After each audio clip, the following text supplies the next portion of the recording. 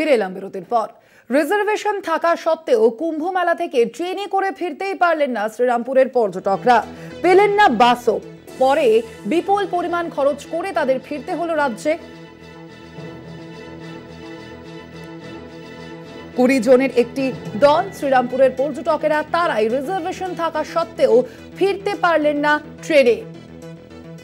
তাপস চক্রবর্তী প্রতিনিধি রয়েছেন ফোন লাইনে, আরো বিস্তারিত জানবো। তাপস, কি জানা যাচ্ছে শ্রীরামপুরের এই যে 20 জনের পর্যটকের দল, তারা কি বলছেন, কি কারণে তারা ফিরতে পারলেন না রিজার্ভেশন থাকা সত্ত্বেও ট্রেনে করে?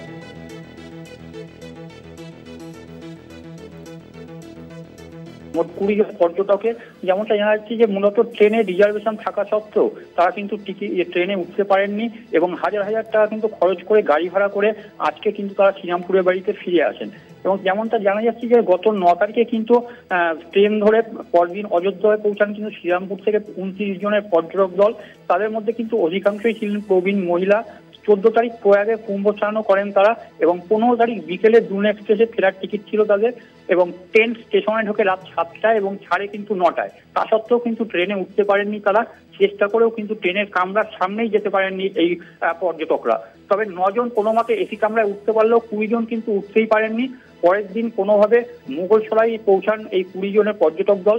সেখানেও পরিস্থিতি খারাপ হওয়ায় একটা ইনোভা গাড়ি এবং দুটো বোলেরো গাড়ি 72,000 টাকা ভাড়া দিয়ে তারা কিন্তু তারপরে আজকে কিন্তু শ্রীরামপুরে বাড়িতে ফেরেন। তবে পর্যটক তরুণ করে তিনি যেমনটা বলেন যে এইখানে তারা যে গিয়েছিলেন কুম্ভ, সেখানে কিন্তু নিরাপত্তা দেখার কেউ নেই, মানুষ মরল কি বাঁচল সেটা দেখার কেউ নেই।